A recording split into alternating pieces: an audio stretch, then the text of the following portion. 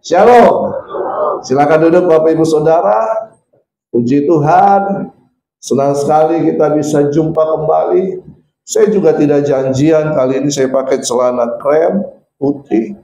Mereka semua juga ya. Haleluya.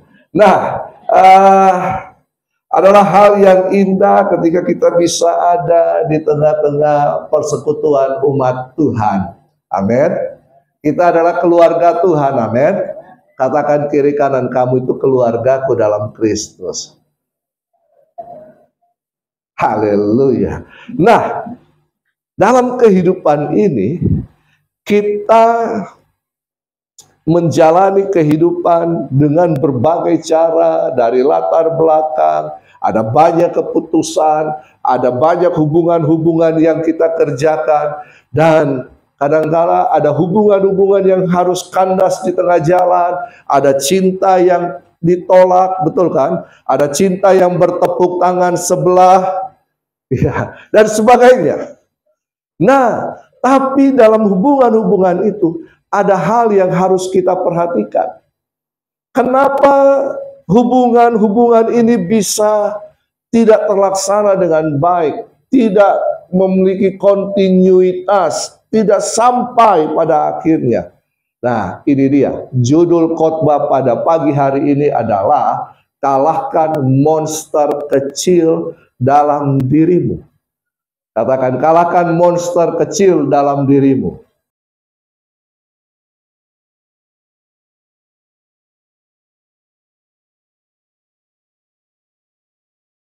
Monster ini tidak besar. Monster ini kecil, tapi kecil-kecil cabai rawit.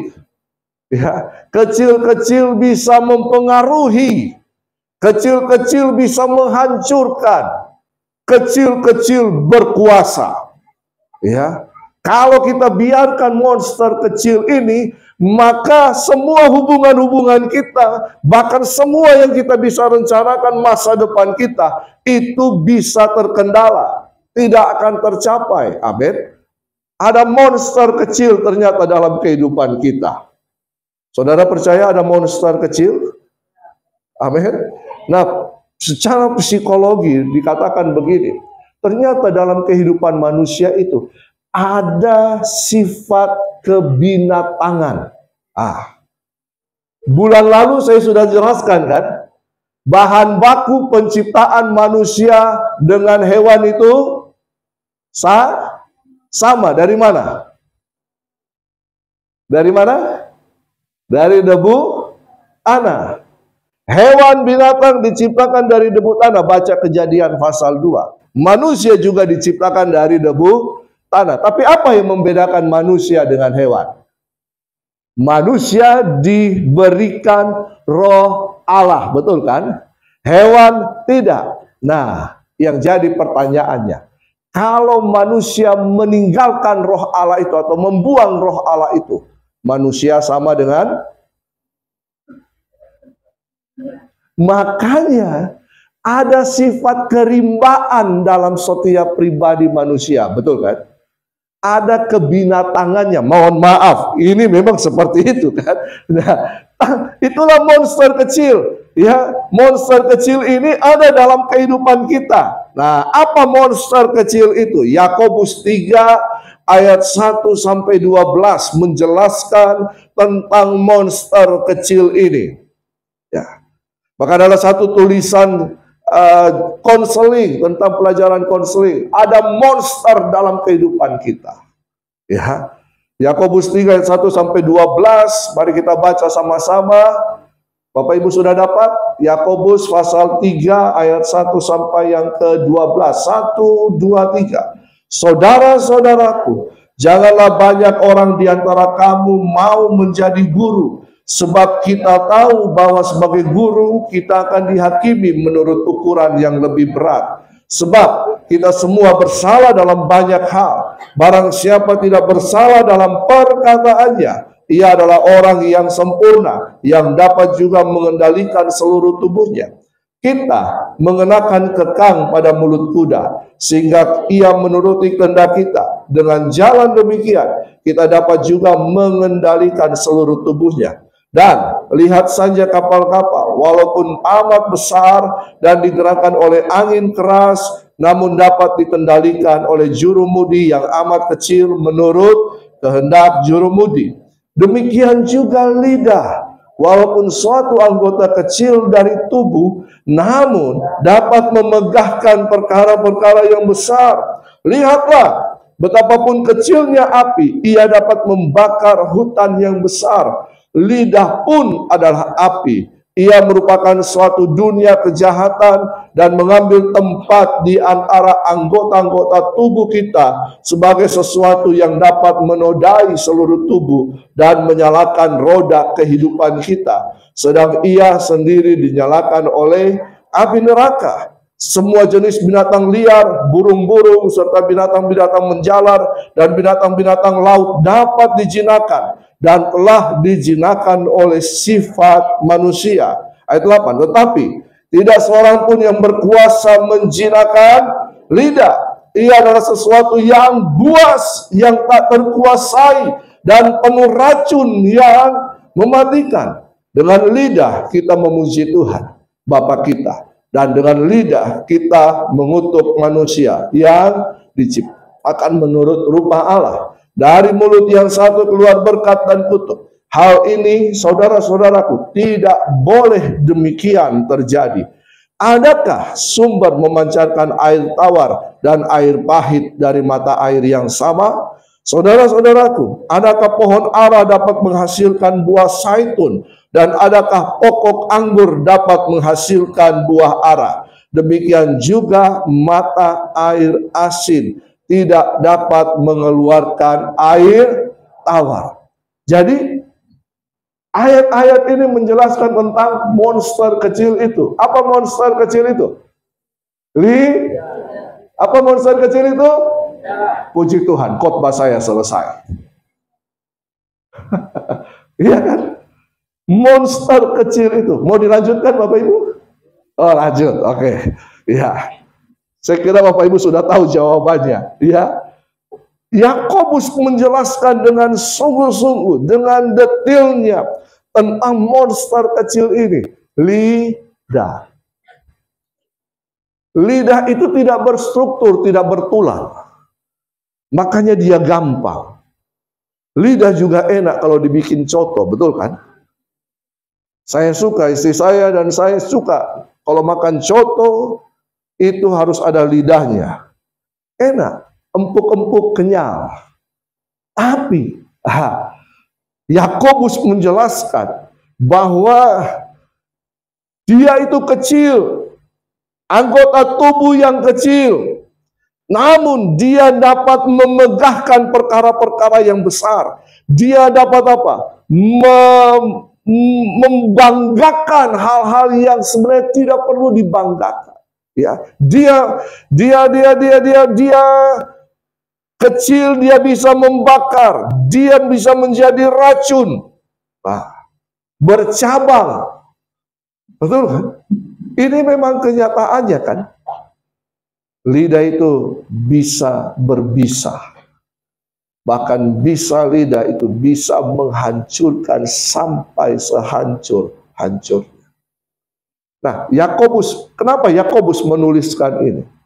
Yakobus pasal yang kedua itu berbicara tentang iman dan perbuatan. Betul kan? Iman dan perbuatan. Tanpa iman, perbuatan kita tidak sempurna. Tanpa perbuatan, iman kita juga tidak sempurna. Tetapi kemudian Yakobus menjelaskan begini. Bagi orang yang beriman, kadang-kadang itu memiliki kecenderungan kesombongan. Dia merasa bahwa dia lebih rohani, lebih beriman, lebih daripada yang lain. Ada orang Kristen seperti itu? Ada?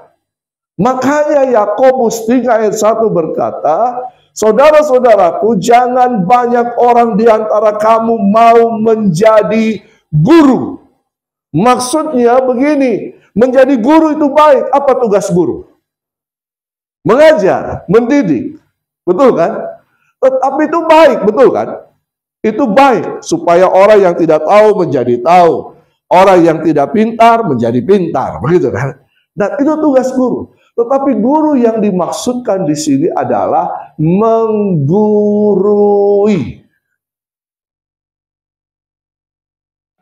Banyak orang yang suka menggurui. Banyak. Apa arti menggurui? Bertindak seolah-olah dia lebih daripada orang lain. Betul kan? Dia lebih tahu daripada orang lain. Dia lebih rohani daripada orang lain. Maksudnya itu.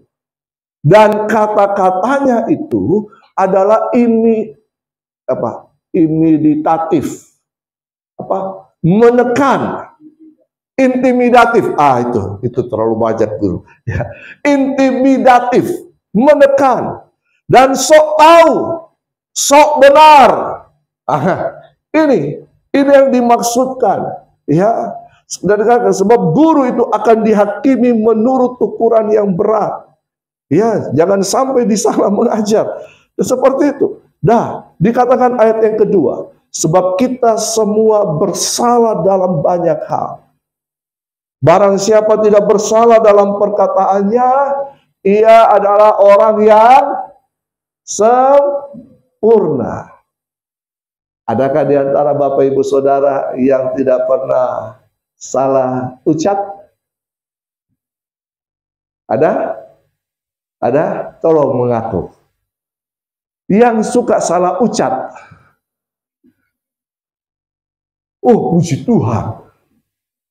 Yang tidak pernah dan pernah salah ucap. Tolong angkat tangan. Wih, haleluya, malaikat kapal. Yang tidak mengerti pertanyaan saya, tolong angkat tangan. Wih, halo, sekali lagi. Adakah di antara Bapak Ibu Saudara yang sempurna dalam perkataan, tidak pernah salah? Ada? Puji Tuhan. Tapi adakah di antara Bapak Ibu Saudara yang sering atau suka atau pernah salah dalam perkataan? Yang tidak angkat tangan? Oh, sudah tadi ya. Sudah di awal ya. Puji Tuhan. Tapi yang angkat tangan itu jujur. Puji Tuhan. Ya. Nah, kita sering bersalah dalam perkataan. Kenapa demikian? Karena lidah memang tidak bertulang. Tak berbatas kata-kata. Nah, iman itu dinyatakan lewat perbuatan, betul kan? Tetapi pengetahuan iman kita itu dinyatakan lewat apa? Perkataan, betul kan? Maksud hati kita dinyatakan lewat apa? Lewat gerakan, lewat mimik, bisa saja. Tapi kan tidak semua orang mengerti kan? Betul kan? Dinyatakan lewat apa? Kalau seseorang, ini banyak anak muda di sini. Kalau seorang cowok ingin menyatakan perasaannya kepada seorang cewek yang menyatakan I love you bertubi-tubi, apakah dia pakai gerakan?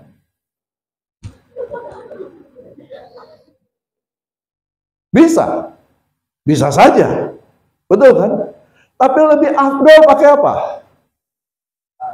Pakai perkataan, betul kan? Atau ada di sini yang tidak pakai perkataan, pakai surat, Pak? Dulu itu pakai surat, sekarang pakai WA, bisa saja. Tapi apa ketika ketemu pakai WA-an begitu? TikTok kan, I love you, tulis I love you, tuh sampai di sana, dia balas juga. Saya pikir-pikir dulu. Pasti lewat perkataan. Itu rasa cinta. Kalau rasa benci,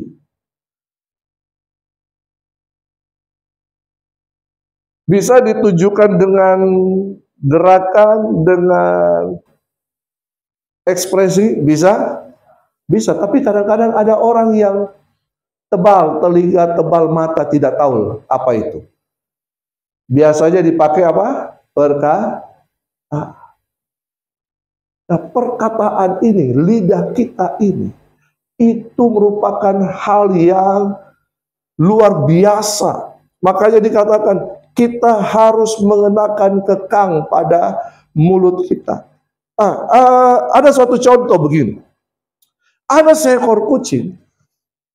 Kucing ini tidak tahu kenapa tiba-tiba ekornya putus. Jadi untuk menutupi keputusan ekornya, ya, rasa malu dan ekornya putus, dan menganggap dia kemudian membuat sebuah pernyataan demi pernyataan.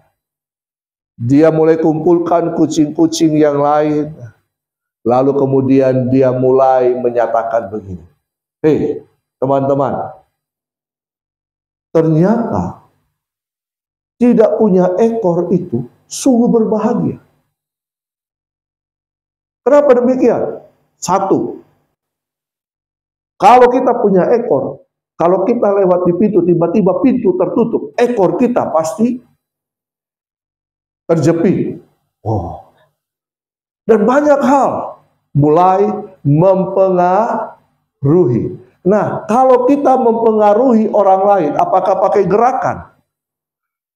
Pakai kata-kata kan? Betul kan? Nah, kata-kata ini dimulai dengan ucapan bibir kita. Ini bahaya. Itulah monster itu. Karena lewat perkataan, suatu negara bisa berperang dengan negara lain. Betul kan? Karena lewat perkataan, keluarga bisa hancur. Karena lewat perkataan, kita bisa kehilangan pekerjaan. Karena lewat perkataan, semuanya bisa kacau. Tapi ada juga yang baik. Perkataan kita, lidah kita, ini berbahaya. Tapi lidah kita juga bisa mendatangkan kebaikan. Nah, oleh karena itu, Yakobus mengajarkan kepada kita untuk apa? Mengekang lidah kita. Mengekang apa? Mengekang ini berarti kita harus menguasai perkataan kita. Apa yang kita katakan itu sebenarnya cerminan dari pikiran dan perasaan kita. Betul apa betul? Iya kan? Itu merupakan cerminan dari apa yang kita pikir, yang kita keluarkan, dan perasaan hati kita yang kita ungkapkan. Makanya firman Tuhan katakan kalau kita percaya kepada Yesus, percaya dalam hati dan mengaku dengan mulut kita. Betul kan? Kita mengaku dengan mulut kita, mengaku apa? Mengaku apa yang dipercayai oleh hati kita. Berarti kata-kata yang kita ucapkan ini ada luapan yang keluar dari dalam kehidupan kita. Bisakah orang bersilat lidah?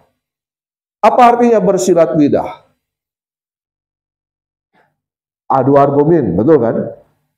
Bisakah orang kemudian menipu apa yang dia katakan?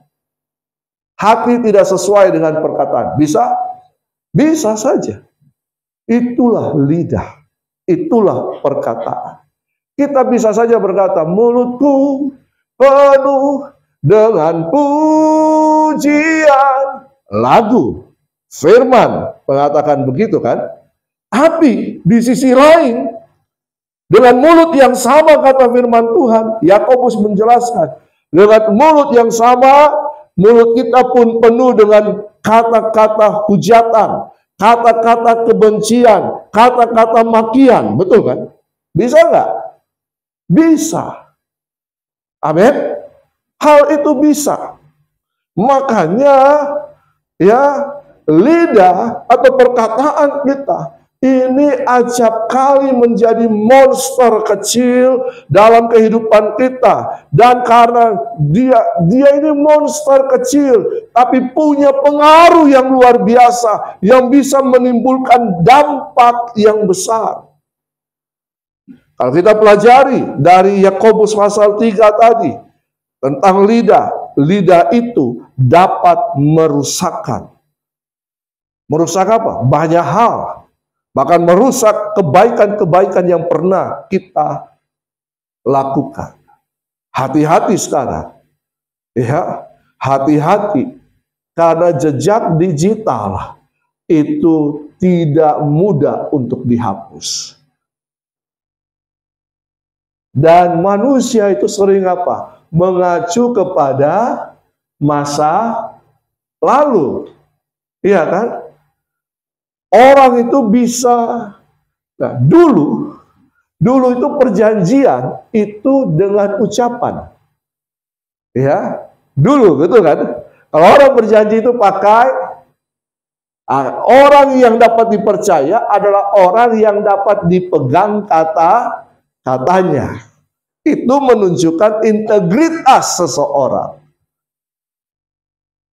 Janji. Tuhan berjanji dengan kita, Tuhan mengucapkan janjinya. Iya kan? Tapi sekarang perkataan manusia tidak dapat dipegang.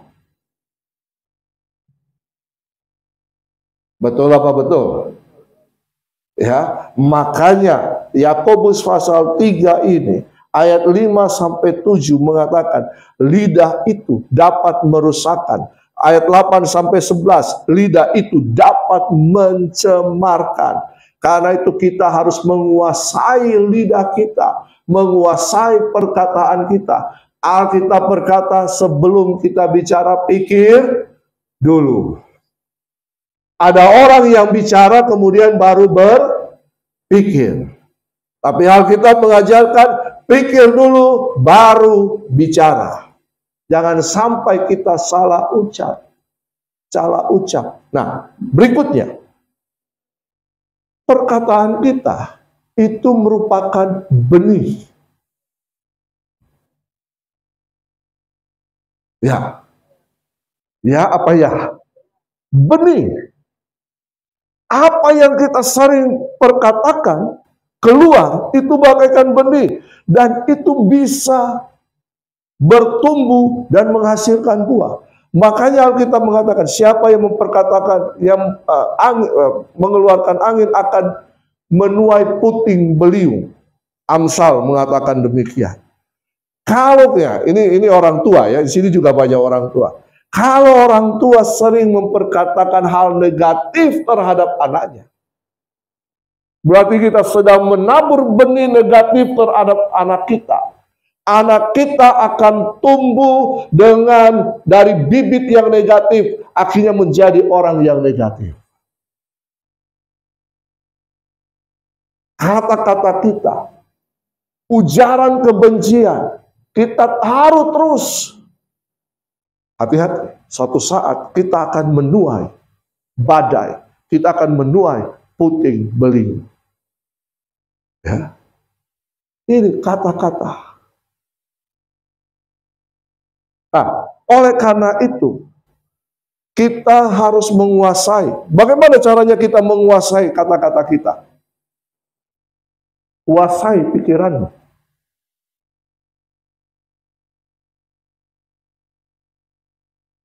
Betul apa betul? Dari mana kita dapat informasi? Pikiran kita, hati kita dapat informasi. Dari apa yang kita lihat, apa yang kita dengar. Kuasai. Nah, makanya di dalam tradisi Yahudi ada yang disebut lidah jahat. Ya, lidah jahat. Apa itu lidah jahat? Lidah jahat itu atau lasyon hara. Lasyon hara. Katakan lasyon hara. Itu artinya lidah jahat atau kata-kata yang tidak seharusnya diucapkan. Ya, ada kata-kata yang tidak seharusnya diucapkan dalam pergaulan kita, dalam hubungan, ada nggak? Ada, betul kan? Lasyon hara, lidah jahat. Nah, dalam tradisi Yahudi itu lasyon hara itu ini apa? Orang yang suka apa? Yang suka menggosipkan. Dalam hukum Yahudi halakha, itu orang yang suka menggosip, orang yang suka memberikan komentar negatif, orang yang suka meremehkan, atau orang yang suka berbicara dengan kata-kata yang tidak pantas diucapkan, terutama dalam tata krama kehidupan. Lasyon hara. Ya. Nah, jangan sampai umat Tuhan dikategorikan dengan lasyon hara ini. Lidah jahat. Amin. Hati-hati. Kita ada di mana? Kalau kita di gereja mungkin kita kudus. Kita nyanyi, betul kan? Tadi lagu pertama, Pak. Lagu yang kedua, lagu worship tadi. Yang Jeffrey S. Chandara. Ya. Apa tadi? Tentang perkataan, tentang nyanyian kan? Betul kan? Mana singers worship leader? Iya kan? Hati-hati. Satu sisi kita menyanyikan pujian. Nah, kita memperkatakan iman kita lewat pujian. Apa yang menghalangi iman kita? Apa yang menghalangi kepercayaan kita? Kita dengar firman, kita yakin. Amin. Tuhan menyembuhkan. Tuhan memberkati. Tuhan menguatkan. Oh, kita percaya, amin, betul kan? Tapi apa yang menggagalkan kita terima mujizat Tuhan? Apa yang menggagalkan kita terima berkat Tuhan? Apa itu? Pikiran, hati, dan perkataan. Yang menggagalkan iman adalah perkataan yang berasal dari pikiran dan hati yang tidak percaya. Mana mungkin? Betul kan? Kita nyanyi, aku percaya Tuhanku dahsyat. Kita keluar. Betul tidak? Tuhan tolong saya. Kita mulai ucapkan, ya, kalau Tuhan mau tolong, Tuhan tolong. Tapi rasa-rasanya, kata. Hati-hati. Oleh karena itu, ya, kita harus menjaga kata-kata kita. Monster kecil dalam kehidupan kita harus dikekang, harus ditekan, sehingga dia menuruti keinginan kita. Dia menuruti kemauan kita. Betul kan? Ini harus dikekang. Nah, seharusnya lidah itu berfungsi untuk apa? Yang pertama, lidah itu berfungsi untuk memuji Tuhan. Iya kan? Lidah itu harus mengeluarkan kata-kata yang baik. Lidah itu harus mengeluarkan kata-kata yang tidak negatif. Lidah itu harus mengeluarkan kata-kata yang, tapi Pak, begini Pak, saya ini kan suka emosi Pak. Kadang-kadang kata-kata saya tidak terkontrol. Ada yang begitu? Ada. Pokoknya saya ceplas-ceplos Pak. Ada yang berkata begini, Pak, hati saya baik Pak. Mulut saya jitu. Ada yang begitu? Ada. Oh, mulutnya sembarang. Tapi hati saya baik, Pak. Saya suka tolong orang. Saya suka traktir orang, Pak. Tapi memang mulutmu begini, Pak. Mulutmu adalah ekspresi dari dalam hidupmu. Mulutmu adalah hari maumu. Jangan kau berbuat baik, baru kata-katamu tidak dijaga. Itu namanya tidak selaras. Ya, apa itu integritas? Apa yang kita pikirkan, apa yang kita rasa, apa yang kita perkatakan, apa yang kita perbuat, itu sama. Amin. Nah, lidah itu diciptakan Tuhan untuk memuji Tuhan. Ayat 9 tadi dari Yakobus berkata begini, dengan lidah kita memuji Tuhan Bapa kita, dan dengan lidah kita mengutuk manusia yang diciptakan menurut rupa Allah. Hati-hati. Ya, lidah atau perkataan kita ini merupakan senjata yang bisa dipakai dengan cara yang benar, tetapi juga bisa dipakai dengan cara yang salah. Dan hati-hati, iblis pun, iblis itu dikatakan, dia seperti singa ompong yang mengaum-ngaum, yang berkeliling untuk mencari orang yang dapat ditelannya.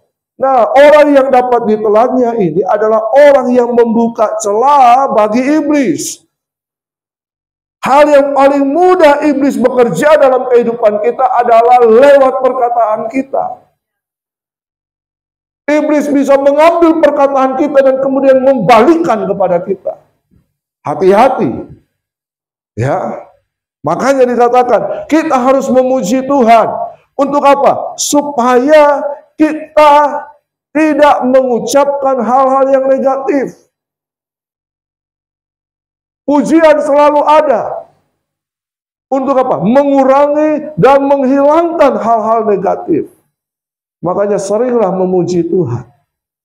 Tapi firman Tuhan katakan, kasihilah Tuhan Allahmu, kasihilah juga sesamamu manusia. Betul kan? Betul kan? Puji Tuhan, kita juga harus puji juga manusia. Seperti dirimu sendiri. Puji istri itu baik. Supaya kita tidak korok-korong sama istri. Istri puji suami itu baik. Supaya istri tidak cerewetin suami. Kalau dia mau cerewetin atau korok-korong sama istri, sama suami, lebih baik, oh istriku, kamu itu cantik sekali. Betul kan? Istriku, kau baik, masakanmu enak. Haleluya. Tapi istriku agak kurang garam sedikit. Dia kan tidak marah kan? Betul kan?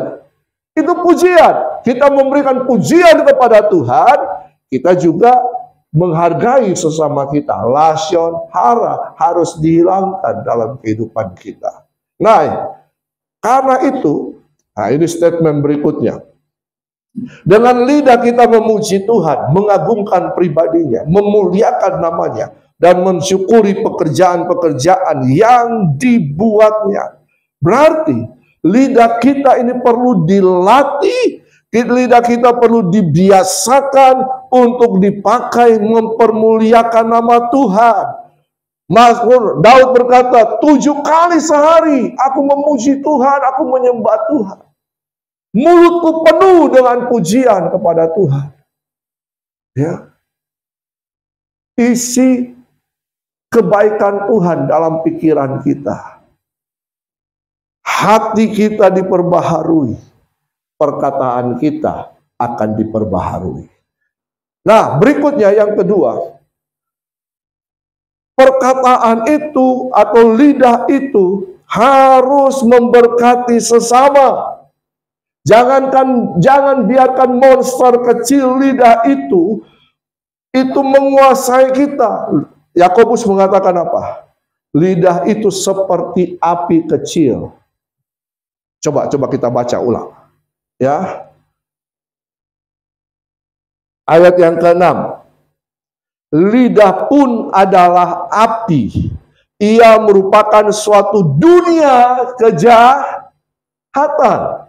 dan mengambil tempat di antara anggota-anggota tubuh kita.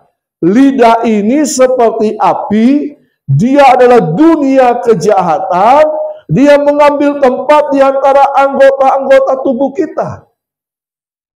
Berarti dia, monster kecil ini, ada di dalam kita. Nah, apa yang dilakukan? Ya, sebagai sesuatu yang dapat menodai seluruh tubuh dan menyalakan roda kehidupan kita. Dia menodai dan menyalakan roda kehidupan kita untuk apa? Yang jadi pertanyaannya. Lidah seperti api kecil, dia penuh dengan dunia kejahatan, berarti dia ada di dalam kita dan menodai menggerakkan tubuh kita untuk apa? Untuk apa? Untuk apa Bapak Ibu? Supaya kita mengikuti keinginannya melakukan kejahatan. Betul apa betul? Makanya hubungan bisa putus, hubungan bisa hancur, suatu organisasi, suatu panitia, gereja pun bisa hancur karena apa? Perkataan.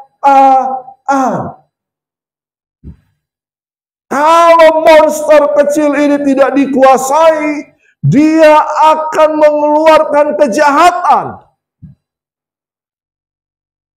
Mana yang lebih kejam? Fitnah atau pembunuhan? Mana lebih kejam? Fitnah.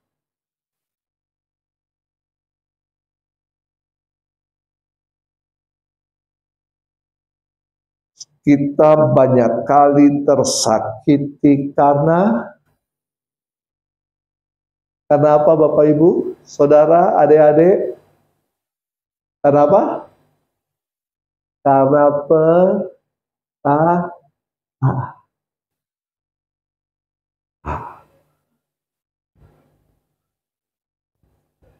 sedang ia sendiri dinyalakan oleh api neraka. Ini saya tidak tahu. Saya mungkin pernah khotbah di sini. Apa yang membedakan orang Kristen yang dipenuhi Roh Kudus dan tidak dipenuhi Roh Kudus? Apa yang membedakan? Perkataan. Walaupun dia bilang, saya sudah bahasa roh Pak.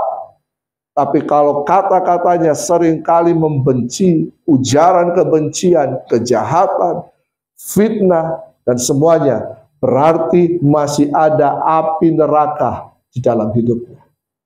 Bukan api sorga, betul kan? Orang murid-murid yang di loteng Yerusalem, kita kan nanti akan nanti memperingati kenaikan Tuhan Yesus. Setelah itu hari pencurahan Roh Kudus, betul kan? Mereka ketika dipenuhi oleh Roh Kudus, apa yang dilihat? Ada lidah-lidah api yang ada di atas kepala orang murid-murid Tuhan Yesus, betul kan? Betul kan? Apa yang membedakan dengan Yakobus? Ada lidah api neraka. Ada lidah api sorga. Jadi, orang yang coba lihat murid-murid Tuhan Yesus. Coba baca kisah para rasul.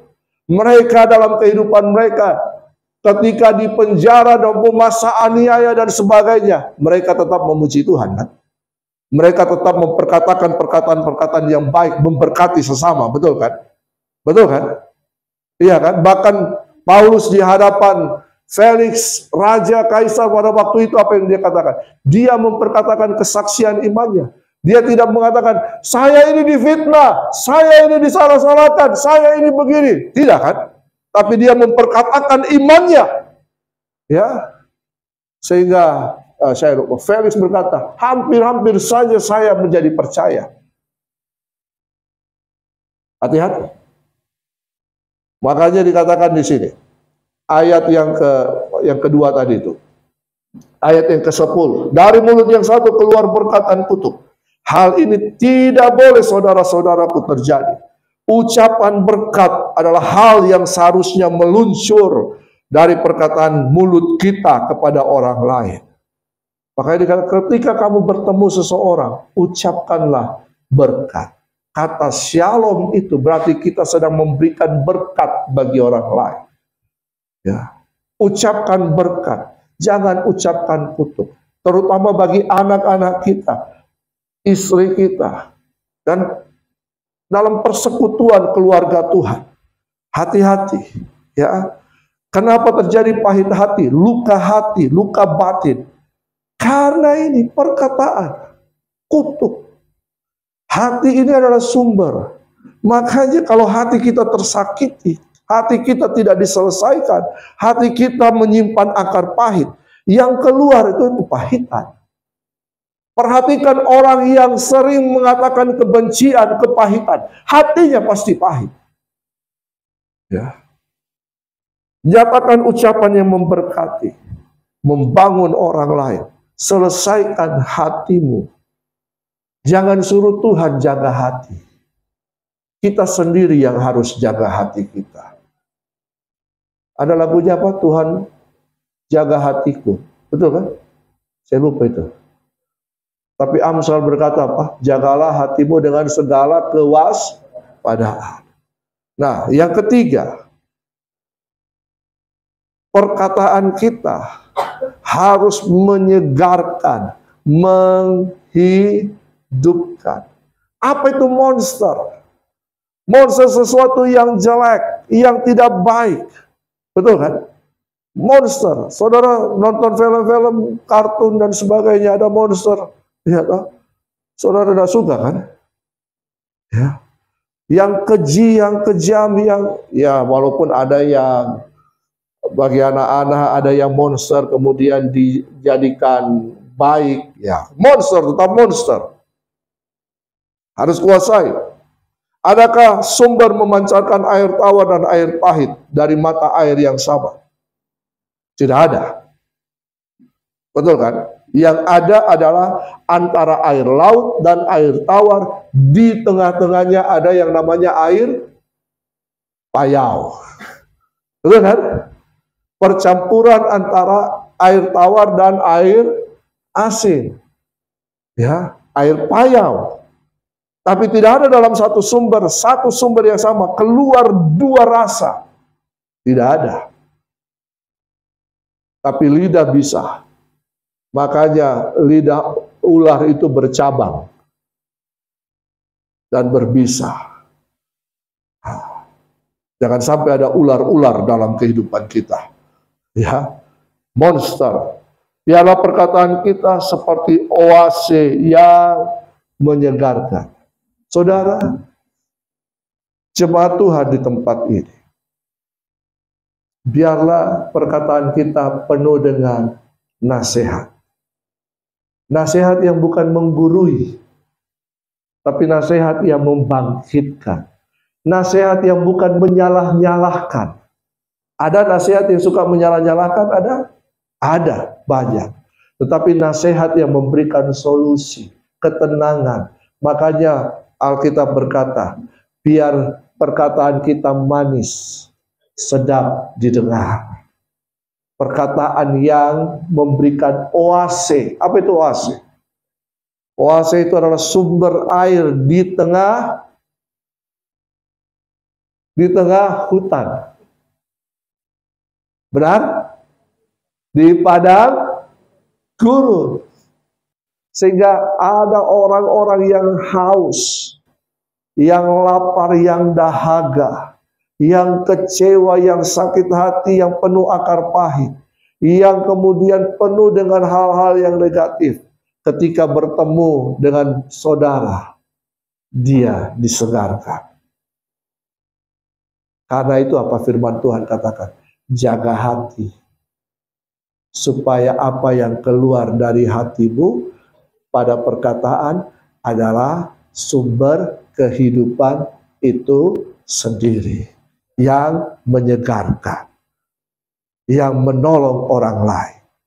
Amin. Jaga hati. Katakan kiri kanan, kamu harus jaga hati supaya perkataanmu baik. Isi pikiranmu, isi hatimu dengan hal-hal yang baik. Buang semua kepahitan, buang semua kekecewaan. Tidak ada manusia yang sempurna. Dan ini pesan saya terakhir. Kalau orang berbicara negatif tentang kita, orang menggosipkan kita, dan kita dengar itu, baik langsung dari sumbernya, saya pernah dikata-katai, langsung dari sumbernya. Tapi lewat orang lain, tutup hatimu, tutup pikiranmu. Jangan buka celah. Amin. Jangan buka celah, maksudnya jangan ambil itu simpan dan jadi sampah dalam hidup. Jangan biarkan hal-hal yang negatif dari luar mempengaruhi hatimu. Jangan biarkan hal-hal yang negatif, perkataan-perkataan negatif mempengaruhi pikiranmu. Kenapa orang sekarang ragu, apalagi stres, depresi, karena dia membiarkan keadaan di luar mempengaruhi kehidupannya. Jadi jangan biarkan. Kalau ada orang yang berkata negatif tentang kita, menggosipkan kita, berarti kita adalah orang terkenal. Betul kan? Berarti kita ini, iya kan? Kita ini produk bagus. Katakan kiri kanan, kamu itu produk bagus. Makanya banyak orang yang gosipkan kau. Banyak orang yang bicarai kau. Dan anggap saja ketika orang menggosipkan kau, membicarai kau, itu merupakan promosi bagi orang lain. Iya kan? Promosi, nilai jual Bapak Ibu Saudara akan tinggi. Aha. Tinggi karena apa? Karena Bapak Ibu adalah orang yang baik. Ya. Oh, jengkel itu merupakan promosi. Orang akan melihat, ih tidak tahu, dia baik, tahu. Dia tidak macam-macam, dia orang baik. Saya mau berteman dengan orang ini. Saya membangun proyek dengan orang ini. Saya membangun hubungan dengan ini. Saya mau jadikan dia istriku atau suamiku. Haleluya. Khotbah saya selesai. Katakan kiri kanan, kamu itu orang hebat. Kamu itu luar biasa. Amin. Dari firman Tuhan, walau 1000 mengejek engkau, 10.000 berusaha menjatuhkan engkau, karena kamu orang yang bernilai. Amin. Karena kamu, tapi tekang itu monster kecil. Jangan biarkan dia menguasai hidupmu. Kuasai dia. Caranya bagaimana? Terus memuliakan Tuhan. Terus memberkati. Perkataan berkat-berkat. Perkataan yang menyejukkan. Yang ketiga, yang menghidupkan kepada orang lain. Ya, walaupun kau ketemu orang itu ada jerawat, puji Tuhan, kamu hari ini hebat ya. Ya, jangan lihat jerawatnya, lihat kehebatannya. Haleluya. Amin. Haleluya. Ayo kita berdoa. Saya undang istri saya untuk berdoa bagi kita. Istriku ini sangat cantik, luar biasa. Dia jarang-jarang berdoa. Maksudnya berdoa di tempat umum begini. Ya, tapi secara pribadi dia berdoa, doa makan dia berdoa. Tapi kali ini dia akan berdoa bagi kita. Saya puji istriku supaya dia berdoa.